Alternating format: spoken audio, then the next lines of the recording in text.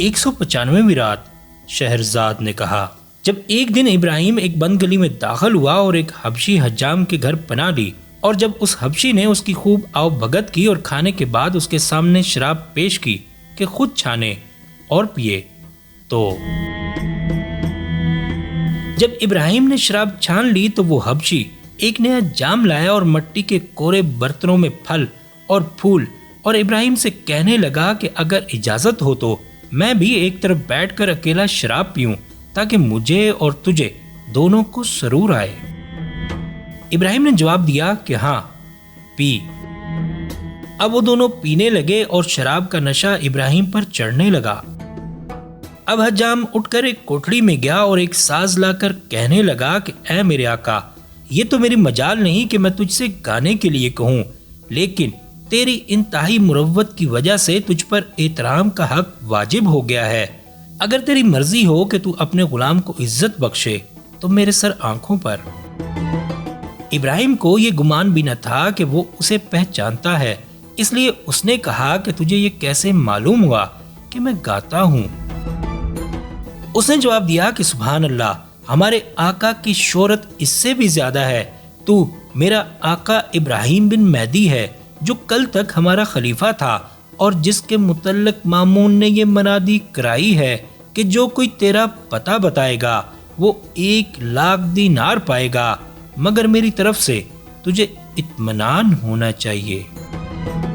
جب حبشی حجام نے ابراہیم سے یہ کہا تو اس کی عزت اس کے دل میں بڑھ گئی اور وہ اس کی مروت کا قائل ہو گیا۔ اس کی خواہش پوری کرنے کے لیے اس نے ساز لیا اور اس کے تار ملا کر گانا بجانا شروع کر دیا۔ حجام بہت خوش ہوا اور اسے نہایت لطف آیا۔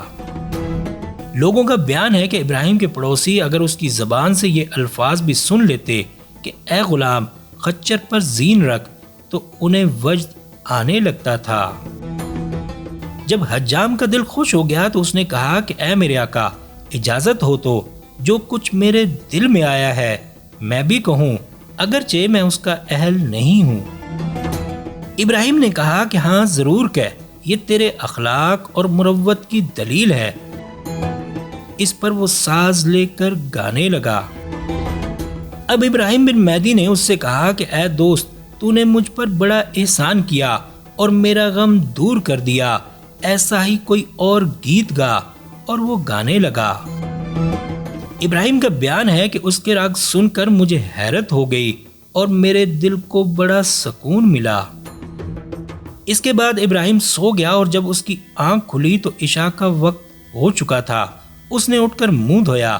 اس کے دل پر اس حجام کی نفاست اور اخلاق کا بڑا اثر تھا۔ ابراہیم نے اسے جگایا اور اپنے پاس سے ایک تھیلی نکال کر جس میں بہت سے دینار تھے اس کی طرف پھینکی اور اس سے کہا کہ میں تجھے خدا کے سپرد کرتا ہوں، مجھ کو اب جانے دے۔ میں تجھ سے درخواست کرتا ہوں کہ تو اس تھیلی میں سے اپنی ضروریات پر خرچ کر، اگر میرا خوف کا زمانہ جاتا رہا تو میں تجھے اور زیادہ عطا کروں گا۔ اس حبشی حجام نے وہ تھیلی واپس کر دی اور کہنے لگا کہ اے میرے آقا، گو ہمارے جیسے فقیروں کی تیرے آگے کوئی قدر و منزلت نہیں، لیکن میری مروت یہ گوارا نہیں کرتی کہ قسمت نے جو تیرا قرب اور تیری مہمانداری مجھ کو عطا کی ہے اس کی تجھ سے قیمت لوں۔ اگر تو نے اس بارے میں اور کوئی بات کی اور میری طرف پھر یہ تھیلی پھینکی تو میں خود کشی کر لوں گا۔ ابراہیم نے وہ تھیلی اپنی آستین میں رکھ لی، اگرچہ وہ اسے بہت گراں معلوم ہوتی تھی، اور وہاں سے چل دیا۔ جب ابراہیم دروازے پر پہنچا تو اس نے آواز دے کر کہا کہ اے میرے آقا، یہ مکان تیرے لیے دوسری جگہوں سے زیادہ محفوظ ہے اور تیرے کھلانے پلانے میں مجھ پر کوئی بار نہیں۔ بہتر ہے کہ جب تک خدا تیری مصیبت دور کر دے یہیں ٹھہر۔ یہ سن کر ابراہیم پلٹ آیا اور بولا کہ محض اس شرط پر کہ تو اس تھیلی میں سے لے کر خرچ کرے گا۔ حجام کی باتوں سے ابراہیم کو یہ گمان ہوا کہ وہ اس شرط پر راضی ہے، اور وہ ایک زمانے تک اس کے ہاں نہایت عیش و عشرت کے ساتھ رہا، لیکن اس نے اس تھیلی میں سے کچھ خرچ نہ کیا۔ اب ابراہیم پر یہ گراں گزرا کہ اس کی روٹی کھائے اور اسے اس بات سے تکلیف ہو، اس لیے اس نے ایک دن عورتوں کا لباس پہنا اور نقاب ڈال کر اس کے گھر سے چل دیا۔ سڑک پر پہنچا تو اسے بہت ڈر لگا، اور جب وہ پل پر سے گزر رہا تھا جس پر چھڑکاؤ کیا ہوا تھا تو ایک سپاہی کی نظر اس پر پڑی جو پہلے اس کے پاس نوکر تھا۔ ابراہیم کو پہچانتے ہی اس نے چلا کر کہا کہ مامون اسی شخص کی تلاش میں ہے، اور اسے گھیر لیا، لیکن چونکہ ابراہیم کو اپنی جان پیاری تھی اس نے اسے اور اس کے گھوڑے کو اس زور سے دھکیلا کہ دونوں کیچڑ میں گر پڑے۔ یہ دیکھتے ہی لوگ اس کی طرف دوڑے اور اتنے میں ابراہیم بھاگ کر پل کے پار ہو گیا اور ایک گلی میں جا گھسا۔